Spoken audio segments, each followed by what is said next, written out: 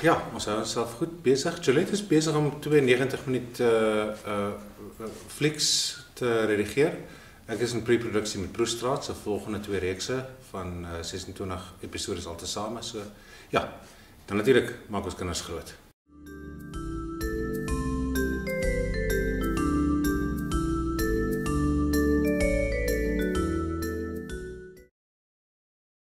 In alle mates. En spreekwoordelike mates ook. Mates en mates en mates. Nee, alles verander. Alles verander. Fisies, emosioneel, jou hele huishouding verander. Maar ek kan myself nie 'n lewe sonder dit indink nie. Ek weet nie wat het ek voorheen met al my tyd gedoen nie. Ek dink ek het vir myself in die spieël gesit en kyk. En nou gebeur dit nie meer nie. Nou is mens bly as jy 'n vinnige bad inkry. So ja, alles verander.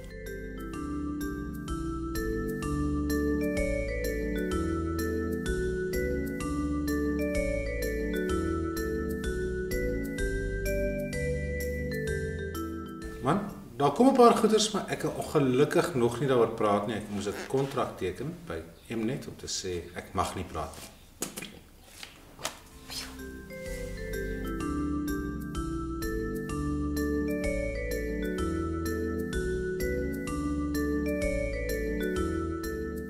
Weet jy, ek dink tog nie so nie. Ek dink musiek gaan altyd deel wees van my lewe en ek is baie lief vir musiek. Maar my lewe, ek het goeie tye gehad daarmee, maar ek is mal oor wat ek nou doen.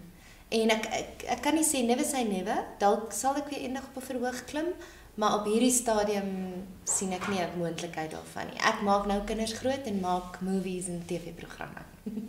Dit is vir die Oktober uitgawe hierdie, né? Oktober. Proestraat begin Oktober maand. Hierdie maand by UJ Theater. Dit is voor lewendige gehore, so kom kyk.